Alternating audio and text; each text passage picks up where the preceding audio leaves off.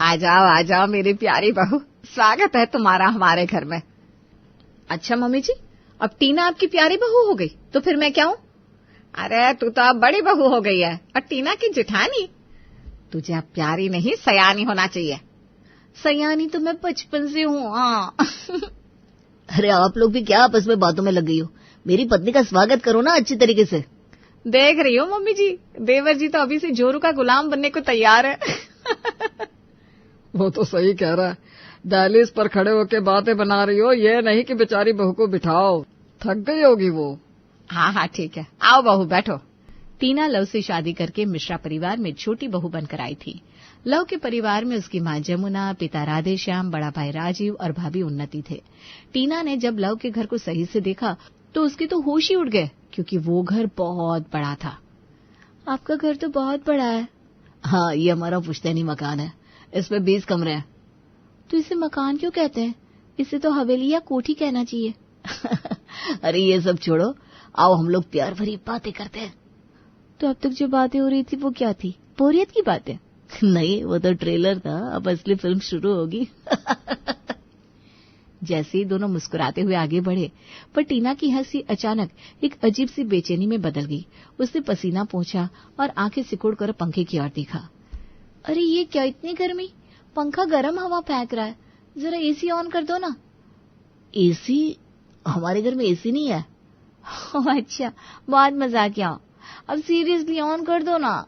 मैं मजाक नहीं कर रहा हूँ, हमारे पूरे घर में कहीं भी एसी नहीं है। टीना की हंसी वहीं रुक गई, जैसे किसी ने उसे सुहाने सपने से जगा दिया हो। 20 कमरों वाली हवेली में एसी नहीं? ये तो ऐसा है जैसे बिरयानी में चावल ही ना हो। इतना बड़ा घर, इतने सारे कमरे, लेकिन एक एसी तक नहीं। कहीं लव कोई सीक्रेट साधु सन्यासी तो नहीं? खैर, पहली रात थी, नई नवेली बहू कुछ कह नहीं सकी। किसी तरह वो गर्मी से लड़ते हुए सो गई। अगली सुबह वो जल्दी उठ गई और अपने कामों में जुट गई।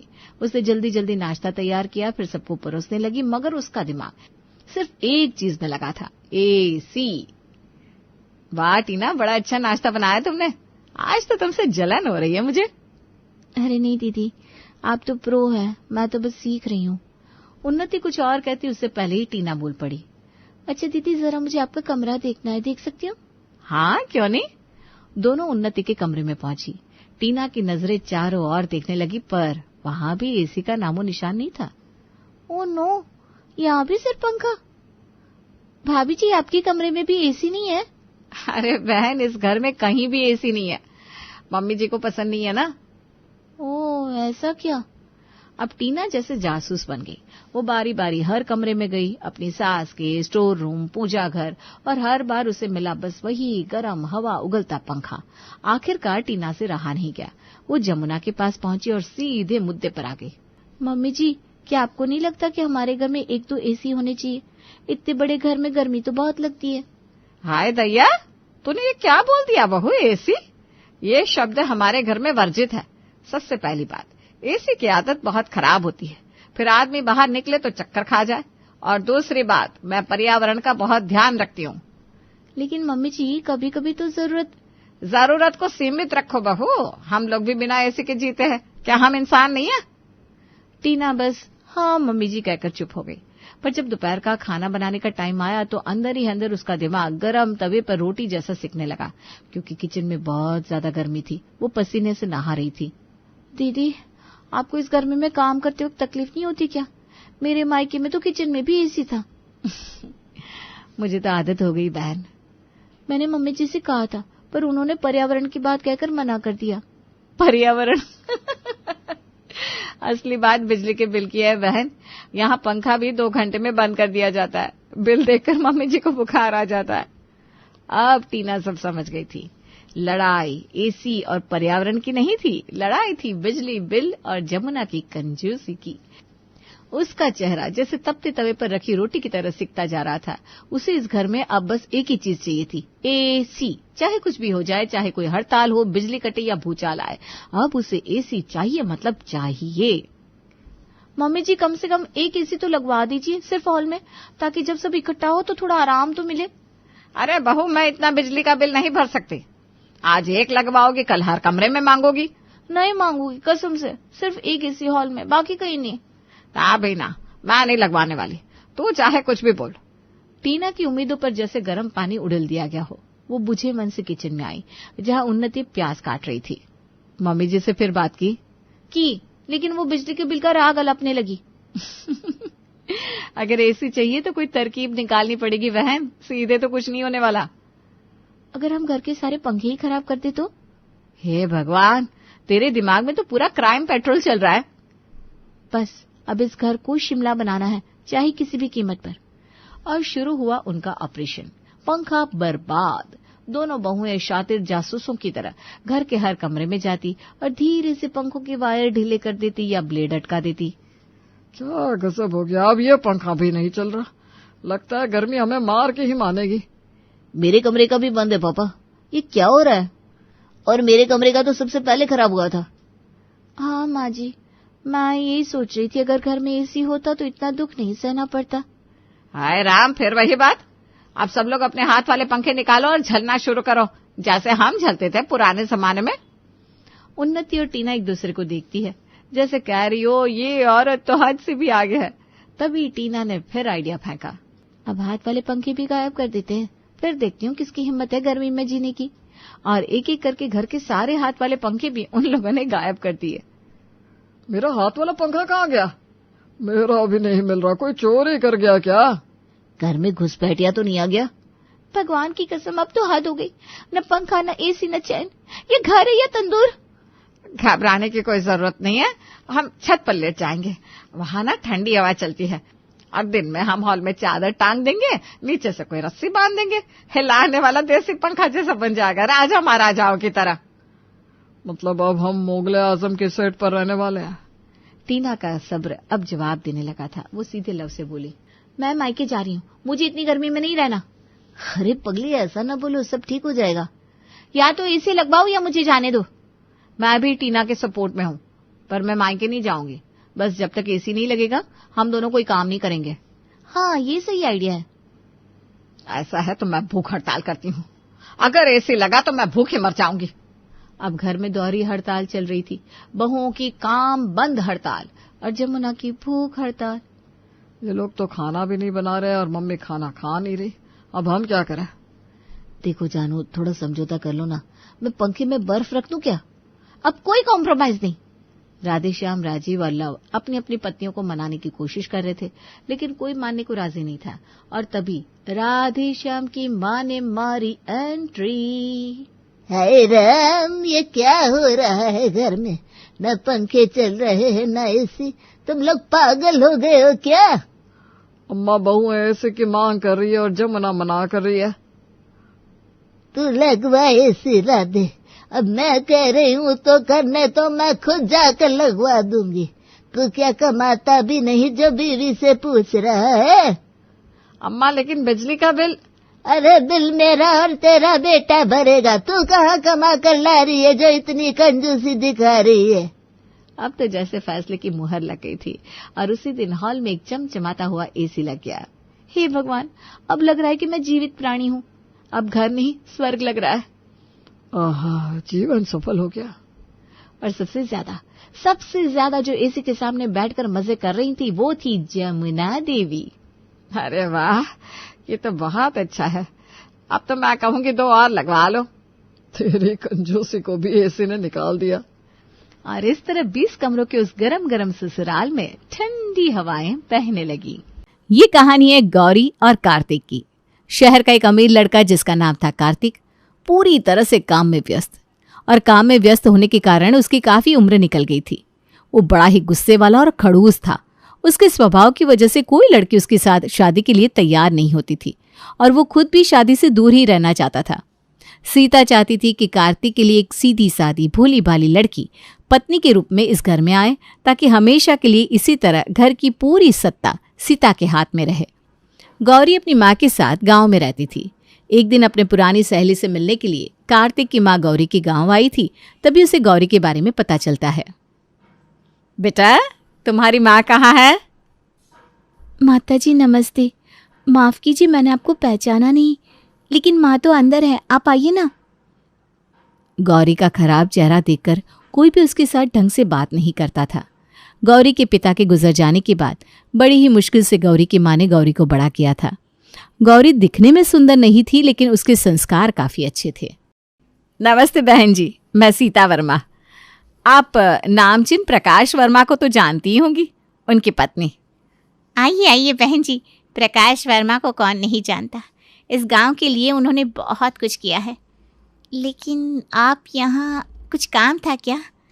मैं भी ना कुछ भी सोचती हूँ, हम जैसे गरीबों के पास आपका क्या काम होगा। अरे नहीं बहन जी, आप बिल्कुल सही सोच रही हैं। मुझे आपसे कुछ काम ही था। मैं सीधा मुद्दे पे आती हूँ। मैं अपने बेटे के लिए आपकी बेटी का हाथ मांगने आई हूँ। ये सुनकर सविता बिल्कुल थम जाती है। उसे अपने कानों पर भरोसा ही नहीं हो रहा था। बहन जी, आप घबरा क्यों रही हो? मैं सच कह रही हूँ। मैं अपने कार्तिक के लिए आपकी बेटी का हाथ मांगने आई हूँ। मुझे तो यकीन ही नहीं हो रहा। बचपन में मेरी बेटी बड़ी सुंदर थी, लेकिन चेचक की वजह से मेरी बेटी का पूरा चेहरा खराब हो गया है, और ऊपर से हम गरीब भी है। मैंने तो अब गौरी की शादी की उम्मीद ही छोड़ दी थी, लेकिन अब लग रहा है जिनका कोई नहीं होता उनका भगवान होता है। तो क्या आप तैयार हैं अपनी बेटी का हाथ हमें देने के लिए? आप चाहें तो सोच समझ कर जवाब दीजिए। हमारी पहचान आज से थोड़ी ना है। हम गांव वाले वर्मा साहब को बरसों से जानते हैं। हमें आप पर खुद से ज़्यादा भरोसा है। मुझे यकीन है कि मेरी बेटी आपके घर में बड़े ही सुख से रहेगी। सीता सविता से गौरी और कार्तिक के रिश्ते की बात करके घर आती है। कार्तिक काम में व्यस्त था, गुस्से वाला था, लेकिन वो अपनी माँ की एक भी बात टालता नहीं था। कार्तिक बेटा, बड़ी देर कर दी आने में, 11:30 बज गए हैं। माँ, आप क्यों इतनी देर तक जाग रही हो? काम से कभी कभार देर हो जाती है। इतनी देर रात तक जागना आपकी सेहत के लिए अच्छा नहीं है। तुम इतनी देर तक जाग सकते हो और मैं नहीं। बेटा, एक बार तुम्हारी शादी हो जाए तो मैं निश्चिंत हो जाऊंगी। अगर मैं सो जाती तो तुम भी भूखे पेट ही सोते, इसीलिए अब तक जाग रही हूँ। एक बार इस घर में बहू आ गई तो तुम्हारा ध्यान वही रखेगी। बेटा, मैंने तुम्हारे लिए एक रिश्ता देखा है। बड़ी संस्कारी लड़की है, लेकिन दिखने में ज़रा। अगर घर में बहू के आने से आपका काम कम हो रहा है तो ठीक है। जैसे भी लड़की हो, मैं तैयार हूँ शादी के लिए। अपनी माँ की खातिर कार्तिक शादी के लिए तैयार हो जाता है। अगले कुछ ही दिनों में कार्तिक और गौरी की शादी हो जाती है। गौरी कार्तिक के घर रहने आ जाती है, लेकिन गांव में पली बड़ी गौरी बड़ी ही मासूम और भोली थी। उसकी सिंपल रहन सहन की वजह से घर में सभी उसका मजाक उड़ाते थे। वो दिखने में भी सुंदर नहीं थी, इस वजह से उसकी जिठानी हमेशा उसे नीचा दिखाती थी और घर के सभी लोग उसके साथ नौकरानियों वाला सुलूक करते थे। गौरी की शादी को अभी कुछ ही दिन हुए थे। जी सुनिए ना, आप ये कॉफ़ी लो, तब तक मैं आपके ऑफिस जाने के कपड़े निकाल कर रखती हूँ। वैसे आपका ऑफिस कहाँ है? वो बड़े बड़े कांच की दीवार होंगे ना, मैंने ना फिल्मों में देखे हैं, असलियत में नहीं। मुझे भी देखना है। क्या आप मुझे ले जाओगे आपके ऑफिस? गौरी तो बोले जा रही थी, लेकिन कार्तिक का गौरी की तरफ बिल्कुल ध्यान नहीं था। जी सुनिए ना। चुप करो तुम अपनी बकवास। कब से बक बक बक बक कर रही हो? मेरी 3 बातें कान खोलकर सुन लो और हमेशा के लिए अपनी बुद्धि में बिठा लो। पहली बात, मैंने ये शादी सिर्फ और सिर्फ अपनी माँ के लिए की है। मैं तुम्हें अपनी पत्नी नहीं मानता। दूसरी बात, कोई भी मुझसे सवाल पूछे ये मुझे कतई पसंद नहीं है। तीसरी बात, ज़्यादा बोलने वाले लोगों को मेरी ज़िंदगी में कोई जगह नहीं है। आज पहली बार गलती हुई है, इसलिए मैं तुम्हें माफ़ करता हूँ, लेकिन आइंदा से ध्यान रखना। कार्तिक की बात सुनकर बेचारी गौरी के पैरों तले ज़मीन खिसक जाती है। उसकी आंखों में आंसू आ जाते हैं और वो अपनी साड़ी का पल्लू मुंह पर रखकर चुपचाप किचन में चली जाती है। गौरी को रोते हुए देखकर उसकी सास पूछती है, ये क्या गौरी, तुम अच्छे खासे भरे घर में सुबह सुबह क्यों आंसू बहा रही हो? इस तरह भरे घर में रोना शुभ नहीं होता। वैसे हुआ क्या है? कौन सी आफत आ गई जो तुम्हारी आंखों के आंसू नहीं रुक रहे? तुम्हारी माँ तो अभी जिंदा है। माँ जी, ये वो क्या कर रही हो? सीधे सीधे बताओ क्या हुआ? कार्तिक तुम पर गुस्सा हुआ है क्या? हाँ, और वो ये भी कह रहे थे कि उन्होंने मुझसे शादी मजबूरी में की है। वो मुझे अपनी पत्नी नहीं मानते। बस इतनी सी बात। वो तुम्हें अपनी पत्नी नहीं मानता तो क्या हुआ? हम तो मानते ना तुम्हें हमारी नौकरानी। अरे तुम जैसी बदसूरत को कौन अपनाएगा? मैं तुम्हें इस घर में इसीलिए लेकर आई हूँ कि तुम हमारे घर की देखभाल करो और घर के सभी काम करो, और तुम हमेशा वहां तक ही सीमित रहोगी। अब ये रोना धोना बंद करो और इतने बड़े घर में रहने के लिए मिल रहा है वही अपना भाग्य समझकर भगवान का शुक्रिया अदा करो, नहीं तो मैं तुम्हें उस छोटे से गांव में फिर से छोड़ाऊंगी। और ब्याही हुई लड़की ससुराल से वापस मायके आएगी तो सोचो तुम्हारी माँ को गांव वाले कितना सुनाएंगे। बेचारी गौरी सब कुछ सुन लेती है।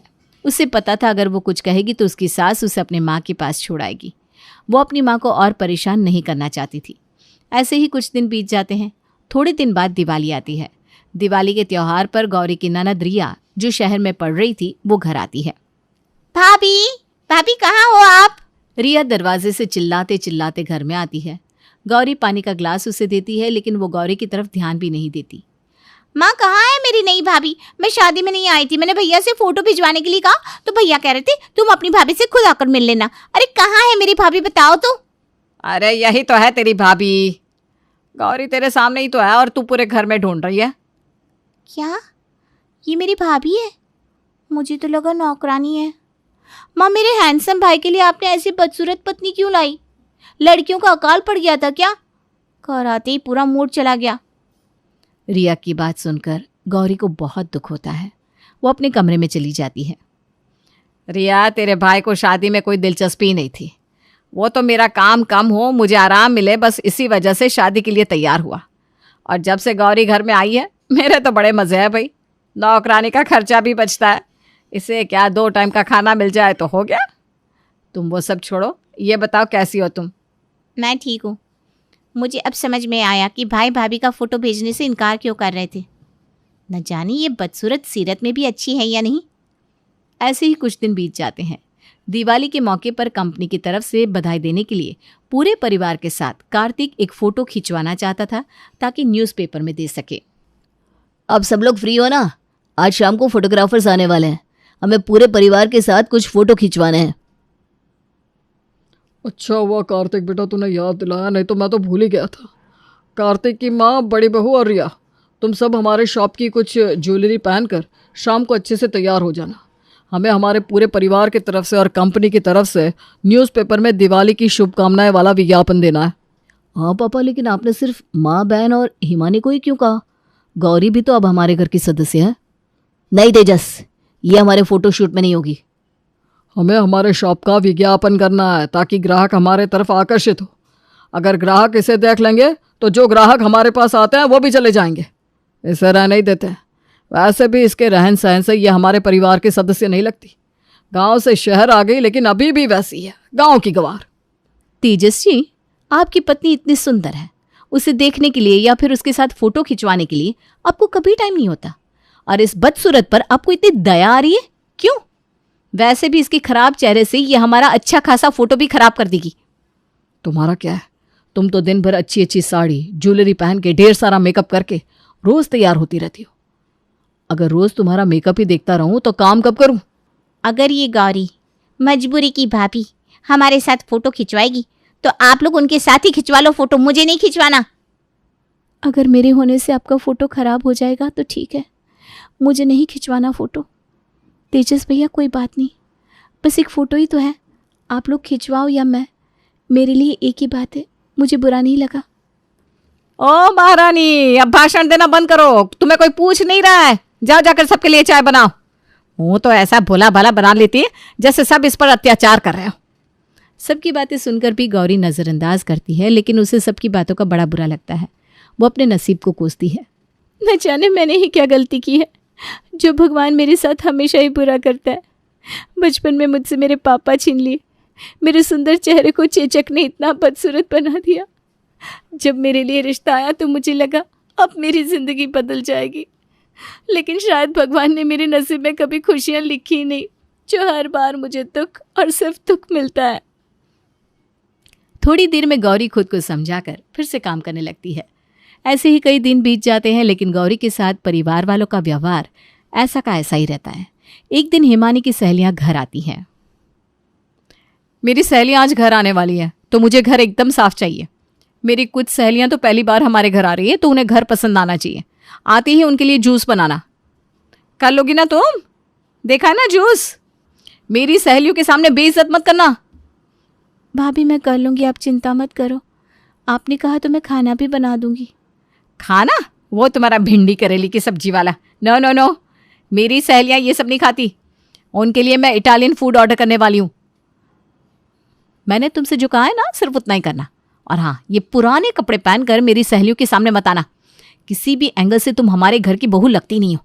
कम से कम अच्छे कपड़े पहनोगी तो अच्छे घर की नौकरानी तो लगोगी। भाभी। क्या भाभी? मेरी सहेलियों के सामने मुझे भाभी भाभी मत कहना, मैडम कहना, समझी? चलो जाओ, मेरा मुंह क्या देख रही हो? जी भाभी, सॉरी मैडम। घर के हर सदस्य की तरफ से गौरी का अपमान होना ये तो अब रोज का हो गया था। गौरी को उनकी बातों का बुरा लगता था। कई बार वो रोती थी, लेकिन गौरी के पास उनका भला बुरा सुनने के सिवाय दूसरा कोई पर्याय नहीं था। गौरी हर रोज घर का सारा काम करती थी। कोई कुछ भी कहे वो थोड़ी देर रोकर शांत हो जाती थी और फिर काम पे लग जाती थी। गौरी घर के हर सदस्य के लिए चिंता करती थी, उनके हर चीज का ख्याल रखती थी। उसके हाथ में काफी स्वाद भी था। ससुराल में चाहे कितना भी हाल क्यों ना हो, लेकिन जब भी वो अपनी माँ को फोन करती तो यही बताती कि वो खुश है, ताकि वो चिंता ना करे। गौरी कार्तिक के खाने का, उसकी ज़रूरत की चीज़ों का काफ़ी ध्यान रखती थी। उसे जो चाहिए वो उसके कहने से पहले ही उसके सामने रख देती थी। अब कार्तिक को भी यकीन हो गया था कि वो एक अच्छी लड़की है, लेकिन जब भी कार्तिक उससे बात करने की कोशिश करता तब उसके बदसूरत चेहरे की वजह से वो उससे दूर हो जाता था। एक दिन कार्तिक सुबह दौड़ने के लिए गार्डन जाता है, तब उसका पुराना दोस्त वैभव मिलता है। वैभव, तू वैभव ही है ना? कॉलेज क्या खत्म हो गया, तू तो इस दोस्त को ही भूल गया। भाई यार, मैं तुझे कभी भूलूं ऐसा हो सकता है क्या? इतनी कच्ची थोड़ी ना हमारी दोस्ती। बस जिंदगी की उलझनों में उलझा हुआ था। मुझे पता है तू काफ़ी बिजी था। अंकल के छोटे से ज्वेलरी शॉप को तुमने आज बहुत बड़ा ब्रांड बना दिया है। I am so proud of you दोस्त। Thank you. लेकिन कभी आवारागर्दी करने वाला लड़का आज बिल्कुल जेंटलमैन की तरह बात कर रहा है, और बिल्कुल जेंटलमैन की तरह दिख भी रहा है। हाँ यार, बचपन में तो सब कुछ सही रहता था। हम जो दिल को चाहे वो सोच लेते हैं, लेकिन एक बार बड़े हो जाओ फिर वही होता है जो नसीब में हो। हाँ यार, तो बिल्कुल सही कह रहा है। होता तो वही है जो नसीब होता है, फिर चाहे हमें वो मंजूर हो या ना हो। वैसे शादी वादी हुई कि नहीं तेरी? प्रीति से प्यार करता था ना कॉलेज में, बताया कि नहीं उसे? वो धोखेबाज निकली यार। कितना प्यार किया उसे। जो मुझसे पॉसिबल था वो सब कुछ किया उसके लिए, लेकिन उसने मुझे धोखा ही दिया। तब मुझे एहसास हुआ कि हर सुंदर दिखने वाला चेहरा दिल से सुंदर नहीं होता। मेरा तो तब शादी से दिल ही उठ गया था, लेकिन मेरे पापा ने उनके एक दोस्त से वादा किया था कि वो मेरी शादी उनकी बेटी के साथ करवाएंगे। फिर क्या, मजबूरी में मुझे शादी करनी पड़ी। लेकिन मुझे नेहा बिल्कुल भी पसंद नहीं थी। क्यों? वैभव जी, मैं वहाँ सामने की बाकड़ी पर बैठती हूँ, आपका हो जाए तो आ जाना। नेहा तुम भी आओ ना इधर, मेरे दोस्त से मिल लो। ठीक है। ये तुम्हारी पत्नी है? इतनी मोटी भद्दी? मैं भी यही कह रहा था। मोटी भद्दी नेहा मुझे बिल्कुल भी पसंद नहीं थी, लेकिन जब से नेहा मेरी ज़िंदगी में आई है, मेरी तो पूरी ज़िंदगी बदल गई। प्रीति के जाने के बाद मैंने जीना ही छोड़ दिया था, बस मशीन की तरह काम कर रहा था। नेहा ने मुझे फिर से जीना सिखाया। उसकी वजह से मैं फिर से हंसने लगा। तुम्हें पता है, मुझे जो चाहिए वो बिना कहे वो समझ जाती है। खुद से पहले मेरी परवाह करती है, मेरे बारे में, मेरे परिवार के बारे में सोचती है। मुझे टाइम लगा नेहा को अपनाने में, लेकिन जब मैंने उसके बदसूरत शरीर से आगे जाकर देखा तो वो काफ़ी सुंदर है सीरत से।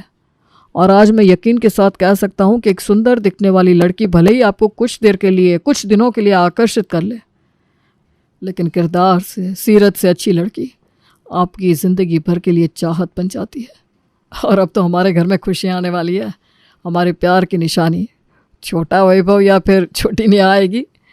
मैं ना नेहा के साथ शादी करके बहुत खुश हूँ। नमस्ते भैया। नमस्ते भाभी जी, मैं वैभव का कॉलेज का दोस्त। जी, मुझे बताया है वैभव ने आपके बारे में। तूने अपने बारे में तो कुछ बताया ही नहीं। तूने शादी की या नहीं? कहाँ खो गया तू? तभी कार्तिक के दिल में गौरी की छवि दिखाई देती है। वो किस तरह उसका ख्याल रखती है, उसके पूरे परिवार की तरफ से बेइज्जत होने के बाद भी कैसे उनके लिए काम करती है। ये सब सोचकर उसे बहुत बुरा लग रहा था। मेरी शादी हो गई ना। मेरी पत्नी भी नेहा भाभी की तरह किरदार से, सीरत से बड़ी सुंदर है। आओ ना तुम भाभी को लेकर कभी घर, उससे भी मिल लेना। वैसे गौरी नाम है उसका। आएंगे दोस्त फिर कभी, अभी तो हम चलते हैं, जल्दी मिलते हैं। वैभव और नेहा वहां से चले जाते हैं, लेकिन कार्तिक गौरी के बारे में ही सोच रहा था। उसे यकीन हो चुका था कि गौरी एक अच्छी लड़की है, लेकिन वैभव की बात सुनकर उसे वो ज्यादा अच्छी लगने लगी थी। उसे एहसास हो चुका था कि सुंदरता से ज्यादा सीरत मायने रखती है। वो घर जाते ही गौरी से माफ़ी मांगने के बारे में सोचता है और घर आता है। तब वो देखता है कि गौरी रो रही है। तुम क्यों रो रही हो? कुछ नहीं। बताओ क्या हुआ, माँ ने कुछ कहा क्या? भाभी की अलमारी में एक साड़ी नहीं है, तो उन्हें लग रहा है कि मेरे पास एक भी भारी साड़ी नहीं है, तो मैंने उनकी भारी साड़ी चुराई है। इतनी सी बात? मुझे पक्का यकीन है कि तुम कभी चोरी नहीं कर सकती। गौरी, मुझे माफ़ कर देना, तुम्हारा ये प्यारा स्वभाव मेरे ध्यान में आया ही नहीं। मैं तुमसे नफरत करता रहा, लेकिन आज मुझे यकीन हो गया है भगवान ने साक्षात उनकी गौरी मेरा जीवन संवारने के लिए भेजी है। मुझे माफ़ कर दो गौरी, मैंने तुम्हारा कई बार अपमान किया। आज मैं तुम्हें अपनी पत्नी के रूप में स्वीकार करता हूँ। आज से तुम्हारी भी एक पहचान होगी, गौरी कार्तिक वर्मा। और तुम घर वालों के बारे में ज़्यादा मत सोचना, मैं उन्हें समझा दूंगा। इस घर में मैं तुम्हें तुम्हारा हक दिला कर रहूँगा, और मुझे यकीन है एक दिन वो भी मेरी तरह तुम्हें अपना लेंगे। गौरी फिर से रोने लगती है, लेकिन ये आंसू खुशी के थे। देर से ही क्यों ना सही, लेकिन भगवान ने मेरी सुन ही ली। मेरा आज का पूरा दिन तुम्हारा। चलो मैं फटाफट तैयार हो जाता हूँ, फिर हम तुम्हारे लिए शॉपिंग करने जाएंगे। कार्तिक गौरी को गले लगा लेता है। मेघना और गायत्री बहुत अच्छे दोस्त है। दोनों का एक दूसरे के घरों में आना जाना काफी था। मुग्धा, कल तुम मेरे घर जरूर आना। वो क्या है ना, मैंने हल्दी कुमकुम रखा है और भी कई लोगों को बुलाया है, तो खाना यहीं खाना। अरे क्यों परेशान हो रही है इतना? तेरी बेटी आभा की परीक्षा है, उस पर ध्यान दे। उस पर ध्यान देती हूँ, और इस बार तो वो बहुत अच्छे नंबर लाई है। चल अच्छा, कल अब समय पर आ जाना। हाँ। अगले दिन गायत्री की सहेलियों का जमावड़ा उसके घर लग जाता है। देख यार, गायत्री कैसे ये घर रखती है, कोना कोना चमकता है इसके घर का। हाँ देख तो, किचन में भी हर एक चीज व्यवस्थित रखी है। तभी वहां मुग्धा आती है। अरे तुम लोग जानते नहीं हो, बहुत सुगुण है ये। इसके हाथ का खाना खाकर देखो, खाना मुंह में घुल जाएगा। तभी वहां गायत्री आती है। अरे चलो चलो, खाना खाने बैठो। ठंडा खाना खाने में मजा नहीं आएगा। अरे तुम्हारी बेटी आभा कहाँ है? यहाँ बुलाओ उसको भी। उसे देखे कितना वक्त हो गया। देखो तो कैसी लगती है अब आभा। अरे वो पढ़ाई कर रही है अपने कमरे में बैठकर, अंदर से लॉक है। मुझे पहले ही बोल दिया था, मम्मी डिस्टर्ब मत करना।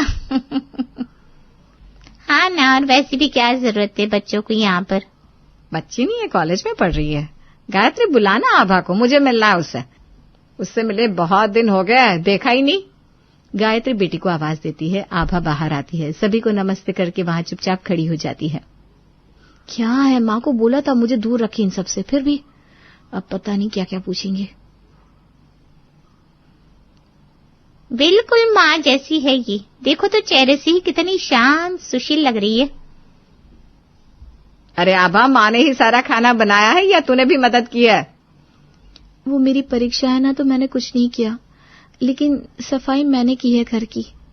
इतना ही बहुत है। अच्छा चलो जाओ कमरे में पढ़ लो, कल को बोलोगी आंटी लोगों ने डिस्टर्ब कर दिया क्या? मुग्धा आभा को देखती है और मन ही मन ठान लेती है कि वो अपने बेटे अभय की शादी इससे ही करेगी। लेकिन ये बात गायत्री को बताए कैसे? शिवांगी, मेरा तो मन है कि आभा की शादी अपने बेटे अभय से कर दो। क्या कहती हो, कैसा रहेगा? आभा अगर गायत्री जैसी है तो समझ ली तेरा घर स्वर्ग बन जाएगा। और क्या, माँ जैसी ही होंगी बिल्कुल बेटी। इकलौती बेटी है, माँ के तो सारे गुण बेटी में आएंगी। घर से लेकर बाहर तक गायत्री कितने अच्छे से संभालती है। अगर ऐसी ही लड़की तेरे घर पे बहू बन जाए तो सोच मजे ही आ जाए। कुछ समय बाद मुग्धा गायत्री की यहाँ आती है और आभा का रिश्ता मांग लेती है। अरे मैं तो इसके लिए तैयार ही नहीं थी, मुझे आभा से पूछना पड़ेगा। तेरी बेटी है, तेरी बात को बिल्कुल नहीं टालेगी। तू तो अभय को जानती है, कितना अच्छा कमा रहा है और दिखने में भी अच्छा है। तुझे पता है ना, एक भी ऐब नहीं है मेरे बेटे में। बस देख, अच्छी लड़की घर आ जाए तो हमारा घर संभल जाए। तू तो जानती है आजकल लड़कियों को कैसे कैसे खबरें आती हैं। मेरा तो मन खराब हो जाता है अभय की शादी के नाम पर ही। कम से कम देखी हुई लड़की आएगी तो डर तो नहीं रहेगा। अरे क्यों इतना सोचती है, इतनी चिंता मत किया कर। खबरें तो लड़कों की भी गलत आती है, पर कोई बात नहीं। वैसे एक बात सही कह रही है, देखा वाला घर है तुम्हारा और मेरा भी। एक दूसरे के घर में अगर बच्चे आएंगे जाएंगे तो अच्छा रहेगा, कोई डर भी नहीं। मैं आभा से बात करके तुझे बताऊंगी। शाम को गायत्री आभा से बात करती है। अभय की शादी मुझसे?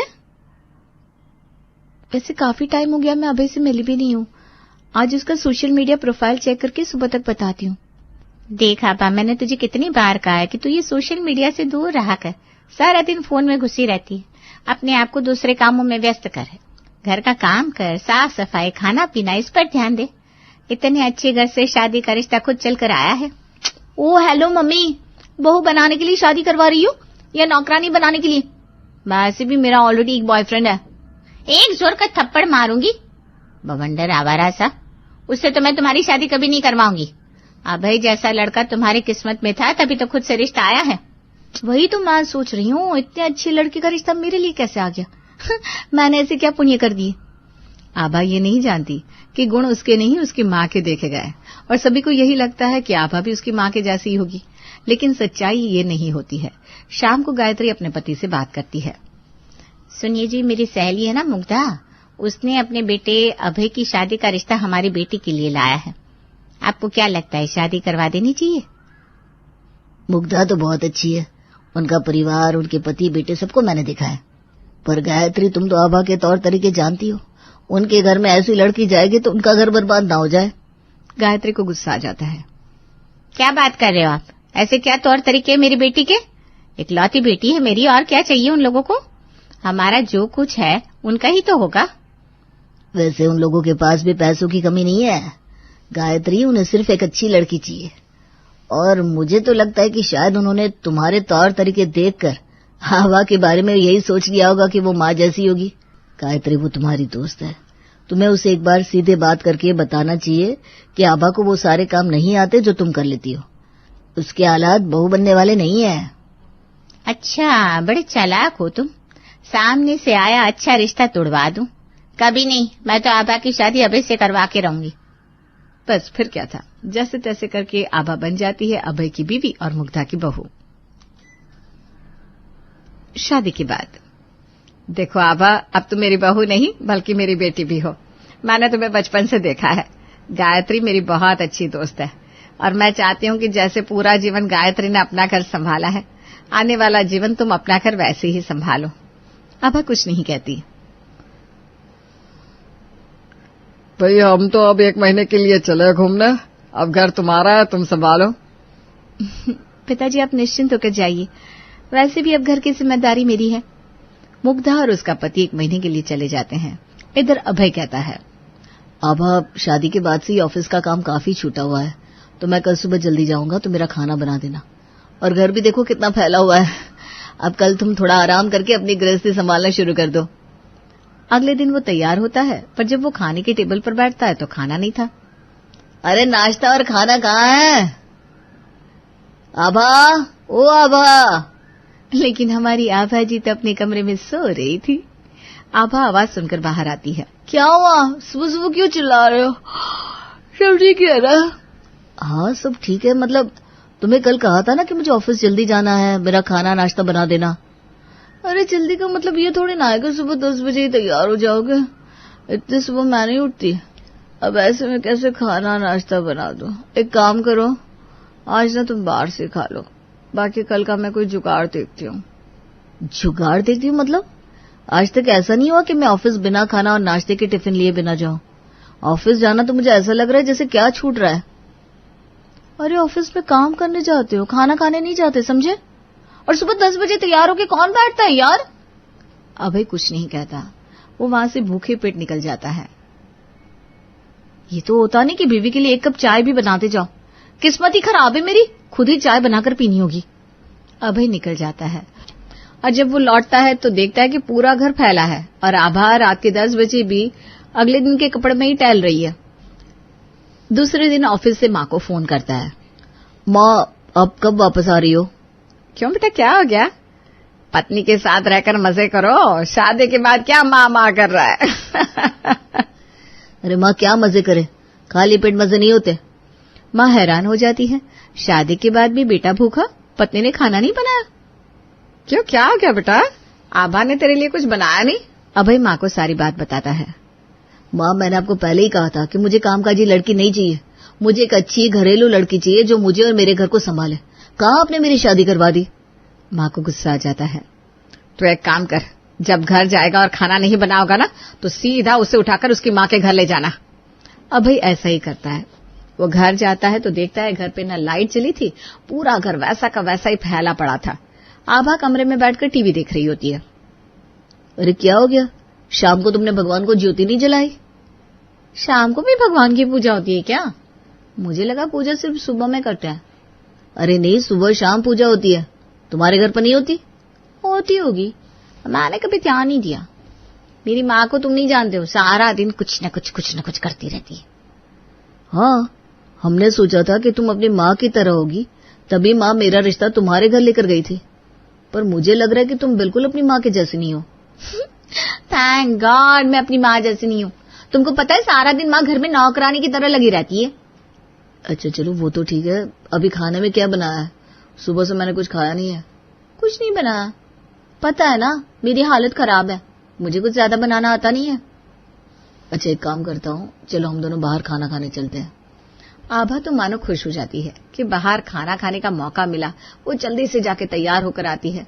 अभय आभा को गाड़ी में बिठाता है और सीधा ले जाता है उसके मायके। ये क्या, तुम मुझे मेरे मायके लेकर आ गए? और नहीं तो क्या, खाना तो खाना है ना कहीं तो खाएंगे। मेरे घर में नहीं तो तुम्हारे घर में। दोनों घर के अंदर जाते हैं, जहाँ पर गायत्री बहुत ही अच्छे से किचन में खाना बना रही थी। पूरे घर में खाने की खुशबू फैली थी। गायत्री बेटी और दामाद को देखकर खुश हो जाती है। अरे वाह आभा बेटिया, कैसी है मेरी बच्ची? बेटा बहुत अच्छा हुआ तुम दोनों यहाँ आ गए। आओ चलो रात का खाना सब मिलकर खाते हैं। हाँ आंटी जी, खाना तो आपके साथ ही खाना होगा, और मुझे लगता है आज नहीं रोज ही। क्यों भाई, क्या हो गया बेटा, ऐसे क्यों बोल रहे हो? ऐसा इसलिए बोल रहा हूँ क्योंकि जब मैं घर आया तो मुझे खाने को कुछ नहीं मिला, यहाँ तक कि सुबह भूखे पेट गया हूँ। आपने आभा को खाना बनाना नहीं सिखाया है, और अगर नहीं सिखाया है तो ये बात माँ को बता देते, तो माँ 1 महीने की छुट्टी पर तो नहीं जाती। उनको लगा था कि आभा आपकी तरह है, वो पूरा घर संभालेगी, तभी निश्चिंत होकर वो चली गई। लेकिन अब बहुत टेंशन में है आंटी। अब जब तक आभा अपनी माँ की तरह नहीं बन जाती, मैं इसे रोज आपके घर पर लेकर आऊंगा। अभय और आभा बाद में चले जाते हैं। तब गायत्री का पति कहता है, मैंने पहले ही कहा था, समय रहते माँ से सारी बात क्लियर कर दो। उन लोगों ने हमेशा तुम्हें काम करते हुए देखा, उन्होंने हमारा घर देखा, उन्हें लगा कि हमारी इकलौती बेटी भी तुम्हारी तरह होगी। लेकिन आभा माँ की तरह नहीं है, ये नहीं बताया। अब तुम्हारी क्या इज्जत रह गई तुम्हारी सहेली के आगे? क्या इज्जत मतलब? अरे मुझे उसने कहा था क्या मेरी बेटी से शादी करवा दो अपनी बेटी की, क्योंकि वो मेरे जैसी है? नहीं ना, क्योंकि उसे लगता है वो मेरे जैसी है तो उसने रिश्ता मांग लिया।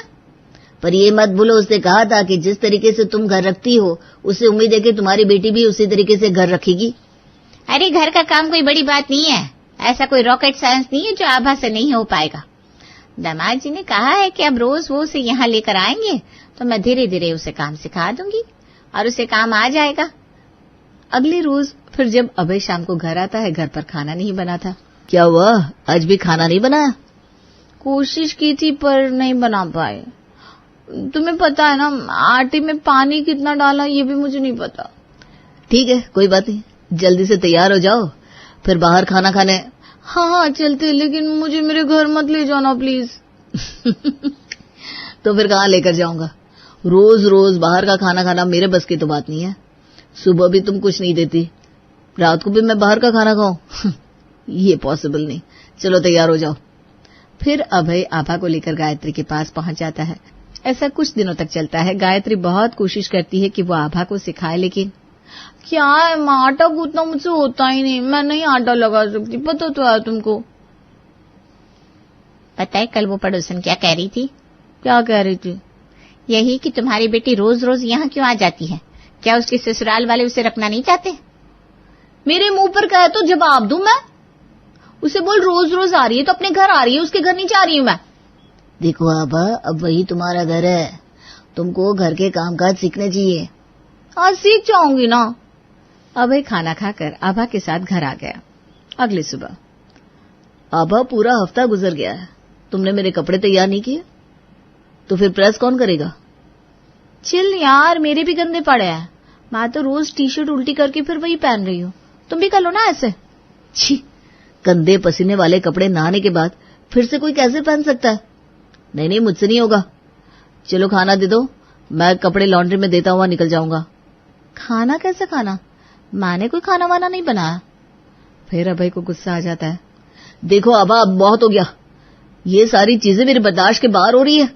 अगर तुमने खाना बनाना नहीं सीखा और घर की रसोई और घर नहीं संभाला तो मैं कुछ ऐसा फैसला ले लूंगा कि तुम परेशान हो जाओगी। आभा भी गुस्से से लाल हो जाती है। क्या कहना चाह रहे हो? छोड़ दोगे मुझे? तलाक दे दोगे? और किस लिए? बस इसलिए कि मैं घर नहीं देख सकती, खाना नहीं बना सकती? वाह वाह वाह वाह वाह। तलाक लेना हमारे घर की परंपरा नहीं है, ना ही मैंने कहा कि मैं तुम्हें छोड़ दूंगा, लेकिन हाँ, ये जरूर है कि कुछ ऐसा करूंगा जिसके बाद तुम बहुत पछताओगी। कुछ दिन ऐसे ही चलते हैं, लेकिन आभा का रवैया बिल्कुल नहीं बदलता। मुग्धा भी अपने पति के साथ घर आ जाती है एक सुबह। आभा बिटिया, तुम्हारे ससुर जी और मैं चाय के लिए बैठे हैं। क्यों चाय के लिए बैठे हैं? पी लीजिए ना आप लोग चाय। बेटा, हम लोग तो पी लेंगे, पर आप बना कर तो दीजिए। इतनी सुबह मुझसे नहीं होगा, सॉरी। आभा ये बोलकर वहां से चली जाती है। मुग्धा किचन में लग जाती है। बेटा माँ को सारा दिन किचन में काम करता देखता है और जब देखता है कि पूरा घर बिखरा पड़ा है तो परेशान हो जाता है। माँ, हम लोगों का घर इतना गंदा कभी नहीं लगता था, इसको तो कुछ नहीं आता। मेरे कपड़े भी गंदे पड़े रहते हैं, सारा दिन बिस्तर में खाती है और वहीं सोई रहती है। बेटा, गलती मेरी है। मैंने तो सोचा था कि ये अपनी माँ जैसी होगी, लेकिन ये गायत्री से बिल्कुल अलग है। मैंने तो गायत्री को देखकर उससे शादी करवाई थी। तो फिर एक काम करिए, 1-2 दिन में अगर ये नहीं सुधरती तो इसकी माँ को इसके घर में ले आइए। इसके सामने इसकी माँ काम करेगी ना, तब पता चलेगा इसे। कैसी बात कर रहे हो बेटा?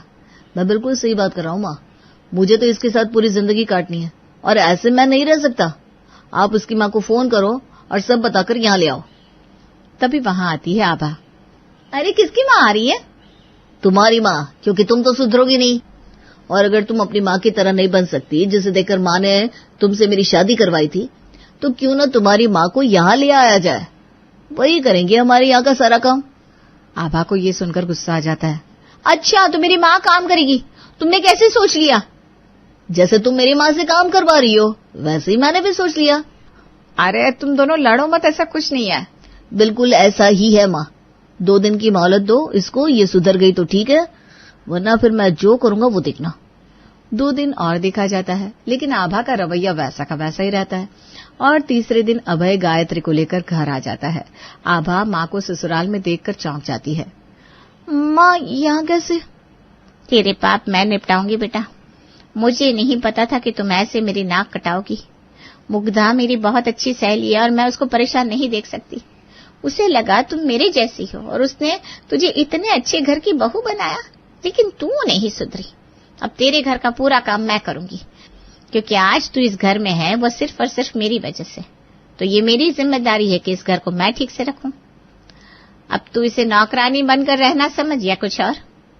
अब क्या, मुग्धा आभा के सामने उसकी माँ पर ऑर्डर चलाती। अभी भी आए दिन नए नए खाने की फरमाइश करता, तो वहीं आभा का ससुर गायत्री से साफ सफाई करवाता। ये सब देखकर अब आभा परेशान हो जाती है। एक रोज, अरे गायत्री, क्या बात है, अभी तक चाय नहीं बनाई? इतनी देर लगती है क्या चाय बनाने में? माँ जी, मुझे माफ कर दीजिए, मैं समझ गई हूँ कि मेरी क्या जिम्मेदारियां हैं। मेरी माँ को अपने घर जाने दीजिए। मैं अपनी माँ जैसे तो नहीं, पर हाँ, बहुत कुछ उनके जैसे बनकर दिखाऊंगी। माँ, मुझे माफ कर दो, मैंने अपने ससुराल में आपकी इज्जत कम करवाई। बेटा, अब भी अगर तू समझ जाए तो ठीक है, नहीं तो।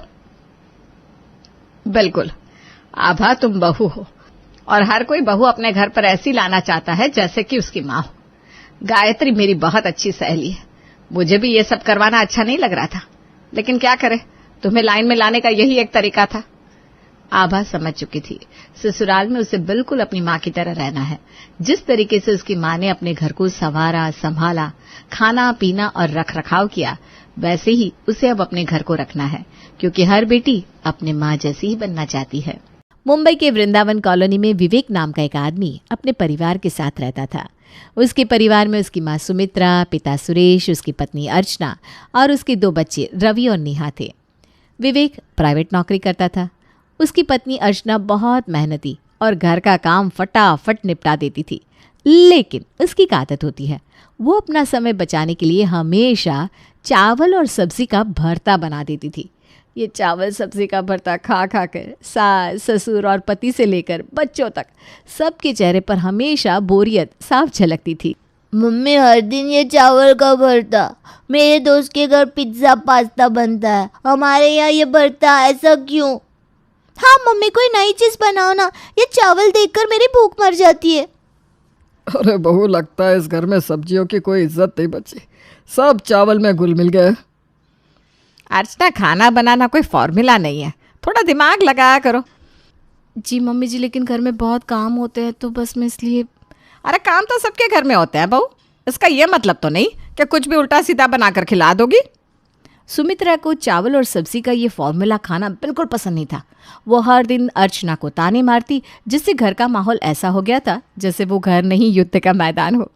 अगले दिन वो फिर से सबके लिए अच्छे से मिक्स वेज सब्जी और चावल बनाती है, लेकिन बच्चों के स्कूल जाने की हड़बड़ी में वो सुमित्रा को फिर से दोनों चीज़ें मिक्स करके परोस देती है, जिससे सुमित्रा गुस्से में अर्चना से कहती है, अर्चना, ये क्या चावल का भरता रोज रोज परोस देती हो? खाने में थोड़ी तो वैरायटी लाओ। मम्मी जी, मैं कोशिश तो करती हूँ, लेकिन सुबह इतनी जल्दी होती है कि मैं भूल। कोशिश नहीं, मुझे हुनर चाहिए। खाना सिर्फ पेट भरने के लिए नहीं होता, खाना ऐसा बनाओ कि खाने से दिल खुश हो जाना चाहिए। माँ, अर्चना इतनी मेहनत करती तो है, हर दिन सब कुछ खुद से बनाती है, और क्या करे वो? तो क्या मेहनत का मतलब यही होता है कि चावल खिला खिला कर सबकी जिंदगी नरक बना दो? इस बात पर विवेक चुप होकर सुमित्रा की बात सुनने लगता है। अर्चना भी चुप खड़ी सब सुन रही थी, लेकिन उसकी आंखों में बस एक ही सवाल था, क्या मेरी मेहनत की कोई कीमत नहीं?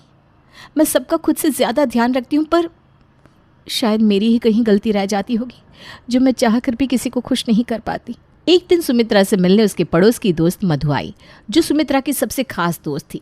वो दोनों अक्सर एक दूसरे के घर आती जाती रहती थी, लेकिन इस बार उन्होंने सुमित्रा के घर के खाने पर सीधा हमला कर दिया।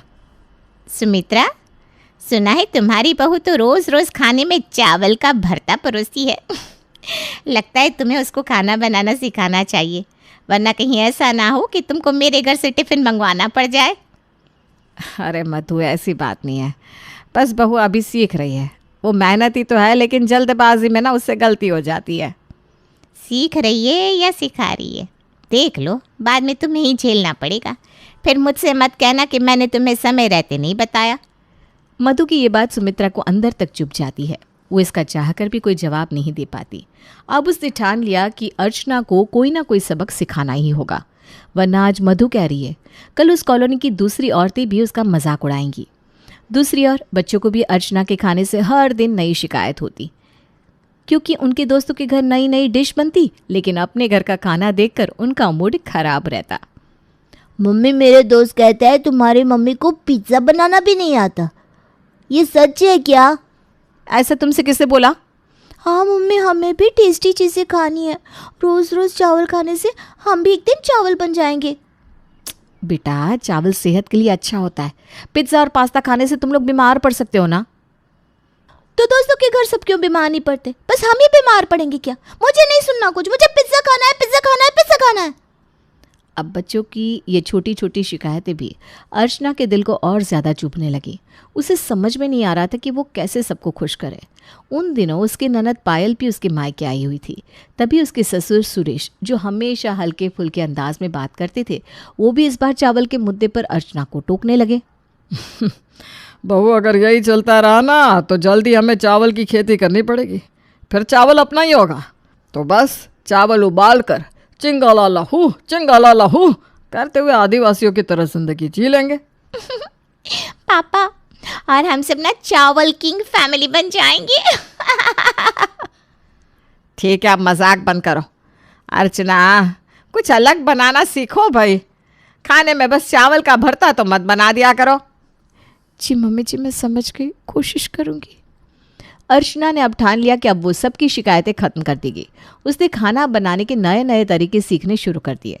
वो इंटरनेट पर रेसिपी देखती, सुमित्रा से सलाह लेती और बच्चों के लिए खास डिश बनाने की कोशिश करती। उसकी मेहनत अब सुमित्रा को भी दिखने लगी थी, इसलिए वो मन ही मन उससे खुश रहने लगी थी। नेहा, आज तुम्हारे लिए मैं पिज्ज़ा बना रही हूँ और रवि तुम्हारे लिए पास्ता। अब बताओ मेरे बच्चों, तुम्हारी मम्मी कैसी है? मम्मी आप बेस्ट हो। आज मैं अपने दोस्तों को जवाब दूंगा। मेरी मम्मी को सब कुछ बनाना आता है। अच्छा है बहू, अब मैं उस मधु को भी बता दूंगी कि मेरी बहू हर काम में माहिर है। और चावल का क्या होगा? कहीं खेत में जाने का मौका ना छूट जाए भाई। पापा जी, अब मैं चावल को थोड़ी छुट्टी दे रही हूँ। आप लोग सब खुश रहिए, बस मेरे लिए यही खुशी की बात होगी। अर्चना की मेहनत रंग लाती है। वो धीरे धीरे करके घर का माहौल बदल देती है। अब घर में चावल का भरता नहीं, बल्कि घर में नए नए खाने की खुशबू सबकी भूख बढ़ाने लगती है। एक दिन अर्चना सुबह 6 बजे उठी। उसने सबसे पहले बच्चों का नाश्ता और स्कूल का टिफ़िन तैयार किया। उसके बाद वो विवेक के लिए लंच बनाती है और अपने सास ससुर के लिए चाय। इसके बाद उसने घर के बाकी काम किए। इतने सारे कामों के बीच उसे कभी भी अपनी पसंद नापसंद का ध्यान रखने का समय मिल ही नहीं पाता था। पता नहीं मैं सबके लिए इतना कुछ करती हूँ, फिर भी कोई मुझसे खुश क्यों नहीं होता। मम्मी आपने लंच में आज पिज्ज़ा क्यों नहीं दिया? हाँ, और आपने आज मेरा पास्ता भी नहीं बनाया। आप पक्का हमें बोरिंग बनाने की कसम खा चुकी हो। अरे भाई, मम्मी से इतना डिमांड मत करो। काम के चक्कर में वो खुद को ही भूल चुकी है। हाँ, सबको मुझसे बस शिकायत ही है। कोई ये नहीं सोचता कि मैं कितना काम करती हूँ। बहू, शिकायतों का क्या है, ये तो रोज़ की बात है, लेकिन खाने में थोड़ा स्वाद तो होना ही चाहिए ना। अर्चना फिर से चुपचाप सब सुनती रही। उसे लगा कि उसकी मेहनत को कोई नहीं समझता। वो अपने कमरे में जाकर कुछ देर के लिए बैठ गई। पायल ने जब ये देखा तो उसको ये देखकर बहुत बुरा लगा और उसने अर्चना की परेशानी को तुरंत समझ लिया। थोड़ी देर बाद जब अर्चना किचन में थी तो वो अर्चना के पास आई और उसने अपनी भाभी के लिए 1 कप चाय बना कर दी। भाभी, आप इतनी परेशान क्यों हो रही हो? किचन में इतनी मेहनत से इतना अच्छा काम करती हो, तो इसे थोड़ा क्रिएटिव क्यों नहीं बनाती? क्रिएटिव क्या मतलब पायल? मतलब भाभी, चावल और सब्जियों के साथ कुछ नया क्रिएटिव करो ना। कुछ ऐसी डिश बनाओ जिससे सब खुश हो जाए। लेकिन पायल, मैं ज़्यादा स्पेशल चीज़ें बनाना नहीं जानती हूँ। कोई बात नहीं भाभी, इंटरनेट देखो, रेसिपी पढ़ो और सबसे बड़ी बात, खुद पर भरोसा रखो। फिर सब कुछ आप चुटकी बजाते ही सीख जाओगी। समझ गई मेरी प्यारी भाभी? पायल की बातों से अर्चना को बहुत हिम्मत मिली। अब उसने तय किया कि वो कुछ नया करके सबको दिखाएगी। अर्चना ने सोचा कि वो इस बार खाने में चावल के साथ एक नई चीज़ ट्राई करेगी। उसने इंटरनेट पर बिरयानी की रेसिपी देखी और सब्जियों और मसालों से स्पाइसी चावल बिरयानी बनाने का फैसला किया। चलो अब देखते हैं, अगर सब खुश हो गए तो मेरी मेहनत सफल हो जाएगी, वरना जो होगा वो देखा जाएगा। अब बिरयानी बनते ही पूरे घर में उसकी खुशबू फैल गई। आज सब अपने आप ही खाने की मेज़ पर आकर बैठ गए, लेकिन जैसे ही सबने पहला निवाला खाया, उन सबकी आंखें फटी की फटी रह गई। अरे बहू, ये क्या है? ये बिरयानी नहीं, मसालेदार खिचड़ी लग रही है। और ये मसाले ऐसे लग रहे हैं जैसे किसी ने बारूद मिला दिया हो। मम्मी, ये बिरयानी नहीं, ये फायर चावल है। मम्मी, अगली बार थोड़ा कम बारूद डालना, वरना हम स्कूल से छुट्टी ले लेंगे। बिरयानी खाने के बाद पूरा परिवार पानी पी पी कर अपनी हालत संभाल रहा था। अर्चना को ये सब देखकर बहुत बुरा लगा। वो चुपचाप अपने कमरे में चली गई। विवेक समझ गया कि अर्चना बहुत दुखी हो गई है, इसलिए वो उसके पास गया और उसने अर्चना को समझाने की कोशिश की। अर्चना, सब कुछ एक दिन में परफेक्ट नहीं होता। तुमने कोशिश की, यही हमारे लिए सबसे बड़ी बात है। लेकिन सब मुझ पर हंस रहे थे। आप सबने मेरा मजाक उड़ाया, उसका क्या? लगता है मैं कभी कुछ भी सही से नहीं कर सकती। अरे यार, ऐसा मत सोचो। हर नई शुरुआत में थोड़ा समय लगता है। तुमने मेहनत की है और मैं इसे समझता हूँ। बस थोड़ा धैर्य रखो और ऐसे एक्सपेरिमेंट करते रहो। उसके बाद मैं तुमसे कहता हूँ, मैडम जी, इस मोहल्ले की सबसे बेस्ट शेफ आप होंगी। विवेक का ये कहने का अंदाज अर्चना को बहुत फनी लगता है। वो धीरे से मुस्कुरा कर कहती है, क्या तुम सच में सोचते हो कि मैं ये कर सकती हूँ? अरे बिल्कुल, और अगली बार मैं तुम्हारे साथ मिलकर कुछ नया बनाऊंगा, फिर देखना सब तुम्हारी तारीफ करेंगे। थैंक यू विवेक, आपने मुझे इतना सपोर्ट किया। अरे भाई, पति हूँ तुम्हारा, अगर मैं सपोर्ट नहीं करूँगा तो भला कौन करेगा? विवेक की बातों ने अर्चना को नई ऊर्जा दी। अब उसने ठान लिया कि वो हार नहीं मानेगी। वो कुछ ऐसा करेगी जिससे सबको लगे कि अर्चना सिर्फ एक बहू नहीं बल्कि एक रसोई की मास्टर भी है। वो ये सब सोचते हुए खुश हो रही थी। तभी सुमित्रा ने जब उसे ऐसा करते देखा तो कहने लगी, बहू, खाना बनाना सिर्फ सब्जियों को मिक्स करना नहीं है, ये एक कला है जो हर किसी के बस की बात नहीं। मम्मी जी, तो फिर क्यों ना इसे आजमा लिया जाए। दोनों की बात सुनते ही ससुर ने तुरंत घोषणा कर दी कि घर में अब किचन चैलेंज होगा। सुनो सब, चैलेंज में एक तरफ मेरी पत्नी जो सालों से घर संभाल रही है, दूसरी तरफ बहू जो नई चीज़ें बनाने की कोशिश कर रही है। वो देखते हैं इनमें से कौन जीतता है। ठीक है, मैं अपनी खास पसंदीदा आलू और भिंडी की सब्जी बनाऊंगी। और मैं बनाऊंगी मिक्स वेज राइस बॉल्स। देखते हैं मम्मी जी किसे ज़्यादा नंबर्स मिलते हैं। मेरा पेट तो इस मुकाबले के लिए तैयार है। अब दोनों सास बहू ने किचन में अपना अपना जादू दिखाया। उन दोनों ने जल्दी से अपनी अपनी सब्जी बनाकर सबको परोसी। अब सुमित्रा की सब्जी का स्वाद सबको लाजवाब लगा, लेकिन दूसरी तरफ अर्चना के मिक्स वेज राइस बॉल्स ने बच्चों और ससुर का दिल जीत लिया। वाह मम्मी, ये राइस बॉल्स तो बहुत मज़ेदार है। हाँ, और इनकी चटनी भी ज़बरदस्त बनी है। ठीक है बहू, तुम्हारी डिश बच्चों को पसंद आई, लेकिन इसके सामने मेरी सब्जी का कोई मुकाबला नहीं। अरे भाग्यवान, हार मान लो, बहू ने इस बार बाजी मान ली है। ठीक है, अगली बार मैं कुछ और बनाऊंगी, तब मैं सबको दिखाऊंगी कि मेरा मुकाबला करना आसान नहीं है। अब कुछ दिनों बाद अर्चना ने एक और नई डिश बनाई। वो था चावल का हलवा। इसका नाम सुनते ही पहले तो सबके मुंह बन गए, लेकिन फिर इस मिठाई ने पूरे घर में तहलका मचा दिया। बहू, अब तो लगता है तुम चावल से कुछ भी नया बना सकती हो। अब अगली बार चावल से कपड़े भी बना दोगी। दादाजी, अगर मम्मी चावल के कपड़े बनाएंगी तो फिर हम बारिश से कैसे बचेंगे? हाँ, और तब हम किचन में बैठकर हलवा कैसे खाएंगे? बच्चे और सुरेश की बात सुनकर पूरा परिवार ठहाके लगाने लगा। सुमित्रा ये सब देखकर मुस्कुराने लगी। उसे पहली बार लगा कि अर्चना ने सच में अपनी मेहनत से घर का माहौल बदल दिया है। अब अगले दिन मधु फिर से सुमित्रा के घर आई। तब, सुमित्रा, सुना है तुम्हारी बहू ने चावल से हलवा बनाया है? तब तो मुझे भी तुम्हारी बहू से हलवे की रेसिपी सीखनी पड़ेगी भाई। हाँ, मेरी बहू तो अब मास्टर शेफ बन गई है। मैं खुद उससे रोज़ नई चीज़ें सीखती हूँ। वाह बहू, तुम तो कमाल की निकली। लगता है अब तुम्हारे घर का खाना पूरी कॉलोनी को जलाने वाला है। अर्चना ये सुनकर इमोशनल हो गई। उसकी सास की बातों में उसकी तारीफ और गर्व था जो उसने पहली बार महसूस किया था। उस शाम सुमित्रा ने अर्चना को किचन में बुलाया। बहू, मैं समझती थी कि तुम कामचोरी के लिए चावल में सब्जियां मिक्स करती हो, लेकिन अब समझ में आया कि तुम अपनी जिम्मेदारियां निभाने के लिए ऐसा करती थी। मम्मी जी, मैं तो चाहती थी कि बस सब खुश रहें। मुझे खुशी है कि अब आप इसे समझती हैं। अब से हम मिलकर किचन संभालेंगे और एक दूसरे से सीखेंगे और सबके लिए रोज़ कुछ नया बनाएंगे। ये सुनकर अच्छा लगा मम्मी जी। अब मेरे लिए किचन में काम करना और भी मज़ेदार हो जाएगा। अब सुमित्रा के किचन का माहौल पूरी तरह बदल गया। सास और बहू ने मिलकर कई नई रेसिपीज आजमानी शुरू कर दी। अरे ये पालक चावल रोज तो बहुत लाजवाब है।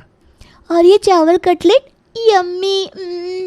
मम्मी, अब तो स्कूल के दोस्तों को लंच में तुम्हारे बनाए खाने की फोटो दिखानी पड़ेगी।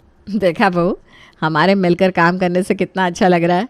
हाँ मम्मी जी, अब लगता है ये किचन सिर्फ खाना बनाने की जगह नहीं बल्कि खुशियाँ बांटने का अड्डा बन गया है। घर में सास बहू की जोड़ी ने हर किसी को दिखा दिया कि जब दो पीढ़ियाँ एक साथ काम करती है तो असंभव को भी संभव बनाया जा सकता है। सुमित्रा और अर्चना का रिश्ता पूरी तरह से बदल चुका था। ताना और गुस्से की जगह अब समझदारी और प्यार ने ले ली। बहू, तुम्हारे बिना अब ये किचन अधूरा लगता है। तुम्हारी बनाई चीज़ों में जो नया ट्विस्ट आता है वो सच में कमाल का होता है। और मम्मी जी, आपकी पुरानी रेसिपीज़ तो हमारी पहचान है। ये दोनों चीज़ें मिलकर ही तो घर को खास बनाती है। तो अब क्या मैं रिटायर होकर सिर्फ खाना खाऊं? ना जी ना, आप भी अपने हिस्से का काम संभाल लो। सब मिलकर करेंगे तभी तो असली मज़ा आएगा। अब अर्चना और सुमित्रा मिलकर किचन को संभालने लगी। दोनों एक टीम की तरह काम करती और एक दूसरे की तारीफ करने का मौका कभी नहीं छोड़ती। उनकी ये जुगलबंदी देखकर पड़ोस की औरतें उनसे चिढ़ने लगी, लेकिन इस बात का उन दोनों पर कोई असर नहीं हुआ। वो दोनों तो घर में अब हर दिन नई डिश बनाती रहती। बच्चे जो पहले चावल के भरते से परेशान रहते थे, अब अलग अलग डिशेस देखकर खुशी से उछलते थे। मम्मी, आज क्या बना है? तुम्हारे लिए पालक चावल रोल्स और रवि के लिए मसाला फ्राई राइस। वाह मम्मी, अब तो दोस्तों को भी घर बुलाना पड़ेगा। अरे बहू, मेरे लिए कुछ खास नहीं है क्या? तुम्हारे लिए बनाई है ना मैंने चावल की कचौड़ी। वाह वाह, इससे तो पेट भरने का मजा ही कुछ और है। अब पूरा परिवार साथ बैठकर खाना खाता, हंसी मजाक करता और एक दूसरे के साथ वक्त बिताने लगा था। विवेक ने एक दिन अर्चना की तारीफ करते हुए कहा, अर्चना, तुमने सच में हमारे घर का माहौल बदल दिया। अब घर में किचन का झगड़ा नहीं बल्कि प्यार की बातें होती हैं। ये सब आपकी और मम्मी जी की मदद से संभव हुआ है। और बहू, तुम्हारी मेहनत का भी नतीजा है। तुमने कभी हार नहीं मानी, यही बात सबसे खास है। अब हर रविवार को पूरा परिवार एक साथ बैठता और कोई नई रेसिपी ट्राई करता। बच्चे भी अपने नए आइडिया देने लगे थे। मम्मी अगली बार पास्ता ट्राई करेंगे, लेकिन उसमें चावल मत डालना, और डेजर्ट में कुछ चावल से हटकर बनाना। अरे बच्चों, चावल से बेहतर कुछ नहीं है। बहू, चावल की आइसक्रीम बना सकती हो क्या? क्या आप भी बच्चों के साथ बिल्कुल बच्चे बन जाते हो। अब हमारे घर का खाना सिर्फ खाना नहीं है बल्कि हर दिन का त्योहार बन गया है। और ये सब इसलिए हुआ क्योंकि हमने एक दूसरे की मेहनत और भावनाओं को समझा। अब घर में सिर्फ प्यार और हंसी का माहौल है और यही हमारी असली जीत है। बिल्कुल सच है। जब हर कोई साथ देता है तो हर मुश्किल आसान हो जाती है। अर्चना अब घर की जान बन गई थी। उसे साबित कर दिया था कि समझदारी और धैर्य से हर समस्या का हल निकाला जा सकता है। सुमित्रा ने भी ये मान लिया कि नई सोच को अपनाने में कोई बुराई नहीं। उनके परिवार में मानो अब खुशी की बारिश हो रही थी। शादी का लड्डू जो खाए वो पछताए, जो ना खाए वो भी पछताए। आज की कहानी है बनारस के रहने वाले सुरभि और सौरभ की, जिन्होंने अभी तक शादी का लड्डू नहीं खाया था, लेकिन दोनों ही उसे खाने के लिए बेताब थे। लेकिन उससे ज्यादा उनके घर वाले बेताब थे। पर अभी तक मुश्किल यही आ रही थी कि दोनों परिवारों का मिलन नहीं हुआ था। मिलन अभी आधा अधूरा है, मिलन अभी आधा अधूरा है। अरे बहन जी, अब तो मैं अपने सौरभ के लिए लड़कियां देख देख कर परेशान हो गई हूँ। अब मैंने तेरे ऊपर ही छोड़ दिया है। अब ये तू जाने के कहां से ढूंढ के लाएगी अपनी बहू। सौरभ तो यही कहता है ना, सीमा मौसी ही मेरे लिए सही लड़की पसंद कर सकती है, तो कर तू। अच्छा सीमा, अब मैं रखती हूँ, तेरे जीजा जी के दुकान से आने का समय हो रहा है। जरा खाने वाले का भी देख लो। नहीं तो क्या, अब बहू तो है नहीं, सब मुझे ही करना है। तभी तो तुझसे कह रही हूँ कि अरे नहीं सीमा, तू भी कैसी बातें कर रही है। तू जानती नहीं है क्या अपने जीजा जी को? अरे हमारी कहीं से कहीं तक कोई भी डिमांड नहीं है। अरे तू भी ना इतनी बातें फोन पर कहाँ हो पाती है। कल सुबह नाश्ते पर घर आ जाना, उस समय जीजा जी, सौरभ, निशी सब घर पर होंगे। चल रखती हो। तभी विनोद जी आते हैं। अरे भाई, किससे इतना हंस हंस के बातें हो रही थी? आपकी साली साहेब सीमा का फोन था, तो उन्हीं से बतिया रहे थे। कह दिया है कल सवेरे नाश्ते पे आने को, जरा सौरभ के रिश्ते की बात करनी थी। अच्छा चलो, बढ़िया है। कहीं से तो बात बने और जल्द ही हमारे सौरभ के हाथ पीले हो। अगले दिन सुबह सुबह सीमा अपनी बहन किरण के घर आती है। जीजी, ओए जीजी कहाँ हो? लो मैं आ गई। नाश्ता बना कि नहीं? आ गई मेरी बहना, आजा आजा, जल्दी से यहाँ बैठ और नाश्ता कर। आओ आओ सीमा, आओ बैठो। और बताओ संजय बाबू कैसे हैं? वो भी बढ़िया है जीजा जी।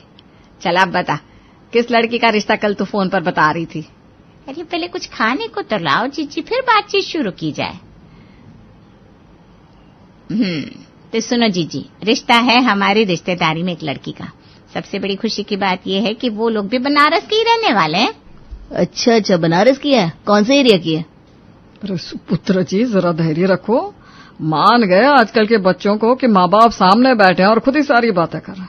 एक हमारा जमाना था कि अगर घर में रिश्ते की बात चलती थी तो बाहर निकल जाते थे शर्मा कर। सही कह रहे हो जी, बिल्कुल। लेकिन इसमें भी कोई बुराई नहीं है। वैसे भी अब हमारा सौरभ बड़ा हो गया है, शादी तो वो अपनी पसंद से ही करेगा। तुम भी ना इतना बोलती हो। अरे सीमा को तो बोलने दो। जीजा जी, अगर आप कहें तो मैं रिश्ते की बात चलाऊं? अपनी ही तरह गहरे वैश्य है ना? हाँ जीजा जी, बिल्कुल। और लड़की दिखने में बड़ी सुंदर, पढ़ी लिखी है, घर के सारे कामकाज जानती है।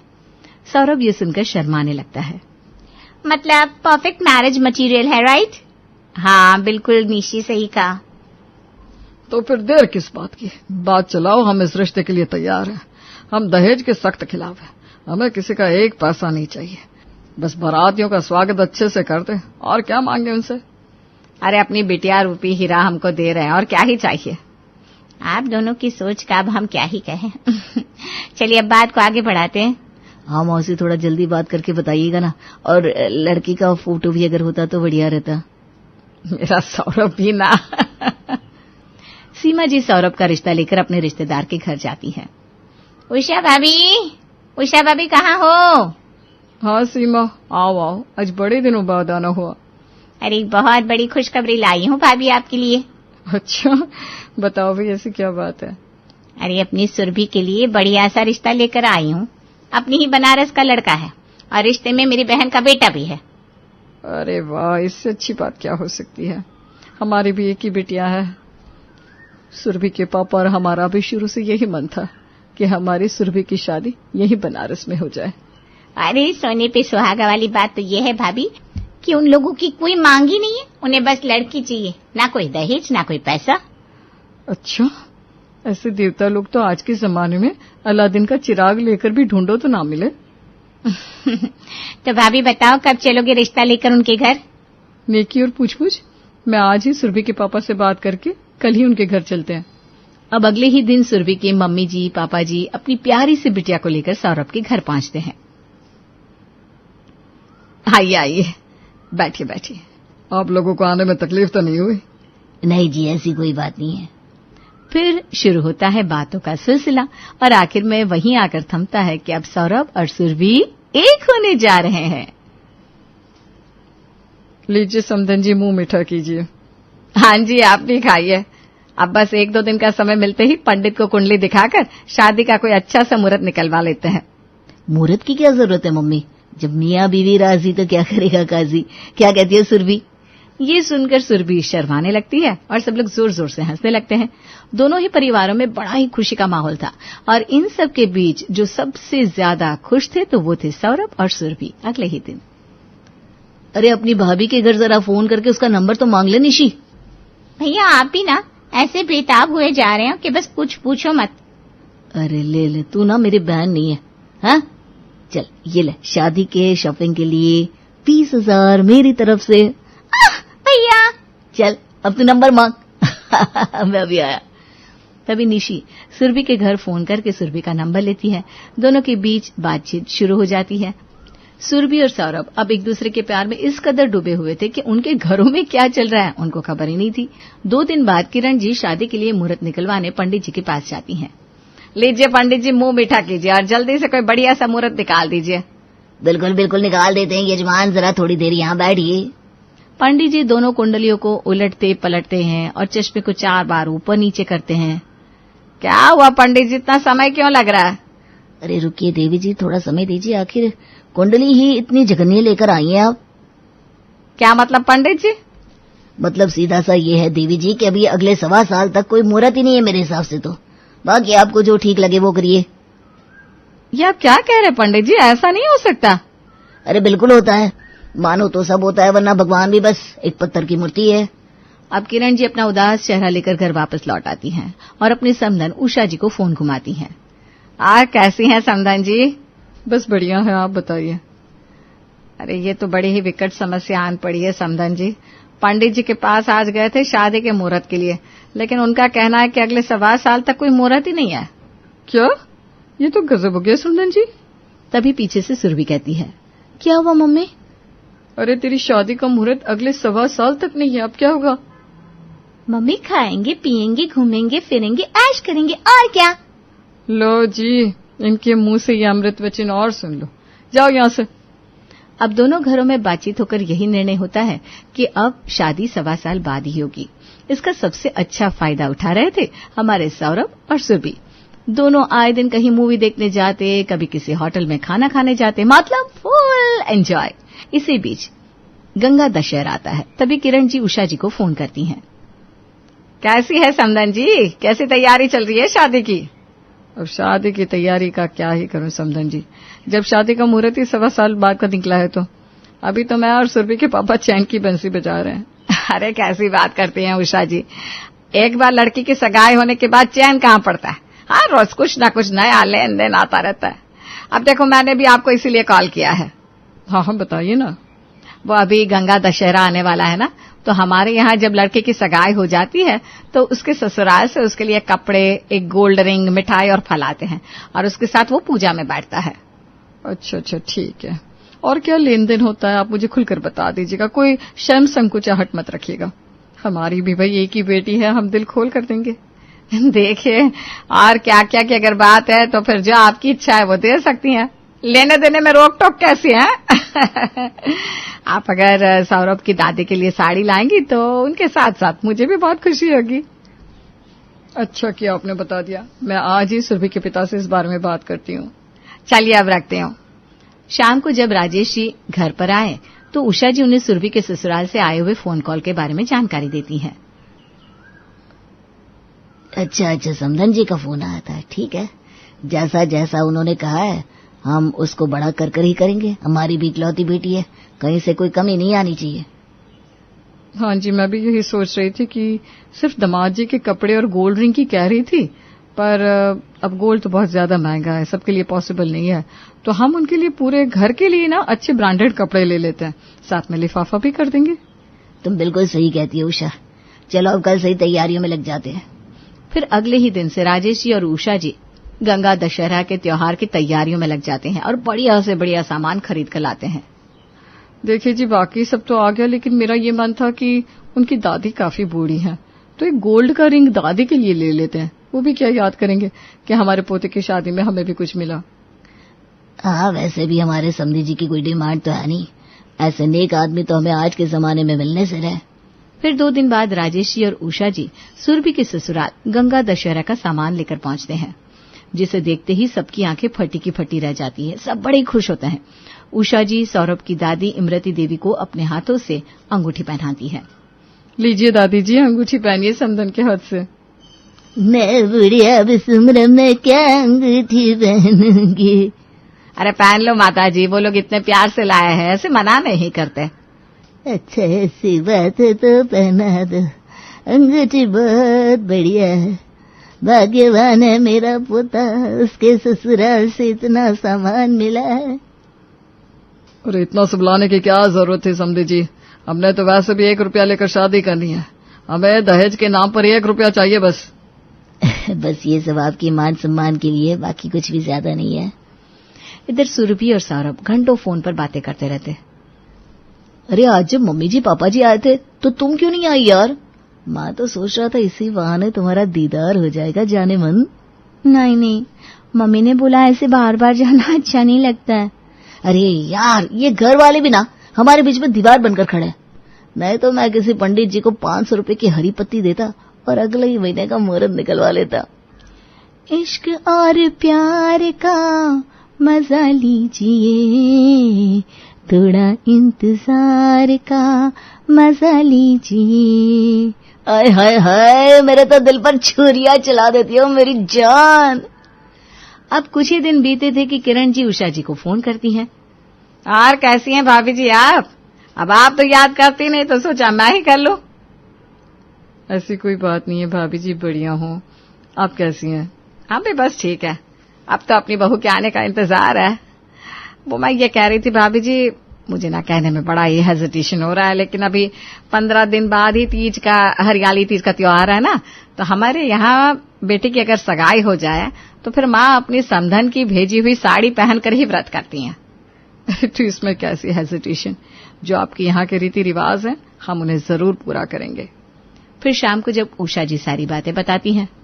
अगर उनके यहाँ ये रीति रिवाज होता है तो हम भी अपनी बिटिया की खुशी के लिए सब जरूर करेंगे।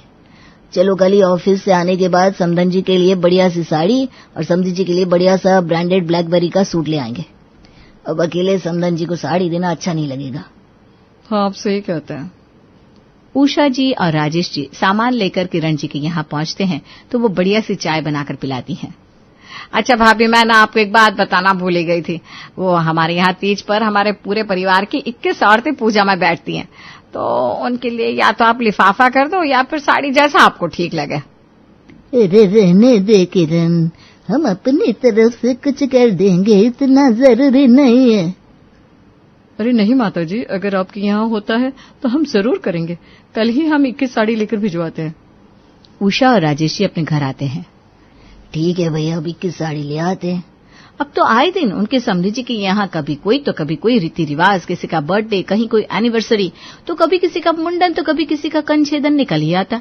लेकिन अभी भी शादी में 6 महीने बाकी थे। और क्या कर रही हो डार्लिंग? बस कुछ नहीं, अभी सासू माँ ने मम्मी को फोन करके बताया कि दादी के 100 साल पूरे होने की खुशी में आप लोग एक ग्रैंड पार्टी करने वाले हो। कुछ प्लानिंग तो चल रही थी। मम्मी ने फोन भी कर दिया? हाँ, अब मम्मी पापा उसके लिए शॉपिंग प्लान कर रहे हैं। अच्छा, चलो बढ़िया। इन लोगों को इसमें बिजी रहने दो, हम अपने में। आज फिर से किरण जी ने अपनी समधन जी को फोन घुमाया एक नई लिस्ट तैयार करने के लिए। हाँ, आपने ठीक से लिख लिया ना?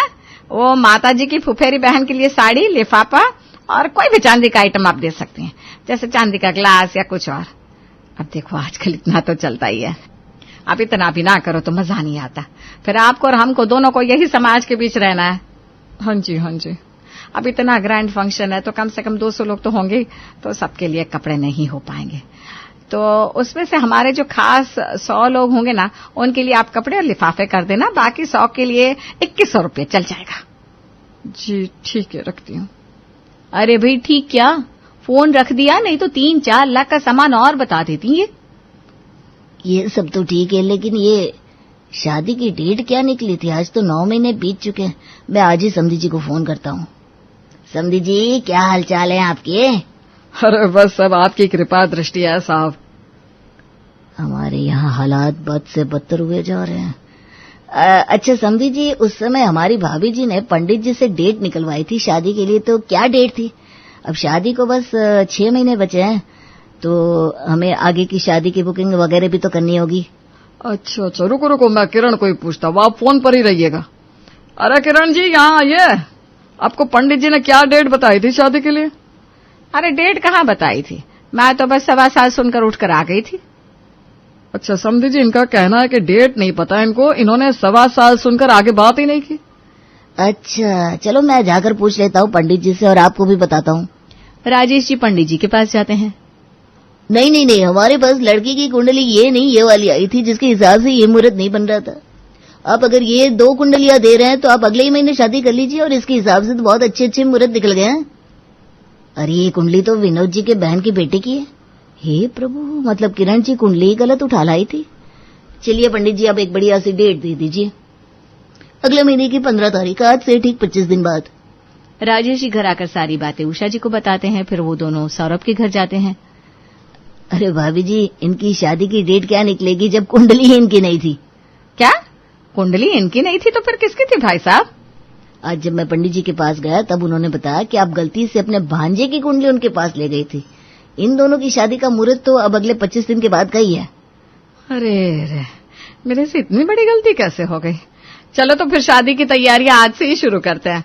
अब बताइए साहब, हमारी मैडम जी का कोई जवाब ही नहीं है, वे मान गए। भाई साहब, आप और हम मिलकर तैयारियां शुरू करते हैं। वैसे तो आपको पता ही है हमारी कोई डिमांड नहीं है शुरू से ही, लेकिन अब वेडिंग को ग्रैंड वेडिंग बनाने के लिए आप 40 लाख और एक फॉर्च्यूनर कर दीजिए, जिससे आपकी भी शान बढ़ जाएगी और हमारी भी नाक रह जाएगी। हाँ सही बात है। अब ऐसी वैसी जगह से तो हम अपने बेटे की शादी करेंगे नहीं, किसी रिसोर्ट या फिर प्रीमियम बैंक्वेट से ही करेंगे। क्या 40 लाख? अरे भाई साहब, हमारा भी मन था कि हम अपनी इकलौती बेटी की शादी बढ़िया से करेंगे, लेकिन आपकी इस बिना डिमांड की शादी में हम इन 9 महीनों में पहले ही 40 लाख के बराबर दे चुके हैं। अब परेशान मत होइए ना, हम घर चलकर आराम से सोचते हैं। उषा और राजेश घर आते हैं। देख सुरभि, मुझे तो ये लोग समझ में नहीं आ रहे। अभी भी देर नहीं हुई तू कहे तो। नहीं पापा, मैं सौरभ के अलावा किसी और के बारे में सोच भी नहीं सकती हूँ। पापा आप ना बड़ी कंजूसी दिखा रहे हो। 40 लाख आपके लिए कोई बड़ी रकम नहीं है, आप मेरे लिए इतना भी नहीं कर सकते क्या? लो भाई, जब अपना ही सिक्का खोटा है तो क्या ही कहे। अब दोनों परिवारों के बीच हो रही इस खींचातानी को सौरभ की दादी इमरती देवी पूरी तरह देख रही थी। अगले ही दिन किरण और विनोद शादी को लेकर डिस्कशन कर रहे थे। ये मैं 3 दिनों से देख रही हूँ, तुम दोनों बताओगे कि चाहते क्या हो? क्या मतलब?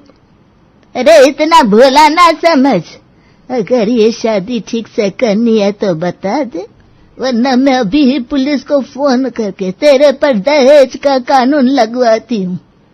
अरे माताजी, आप कैसे बात कर रहे हैं? आप सोच भी रही हैं कुछ?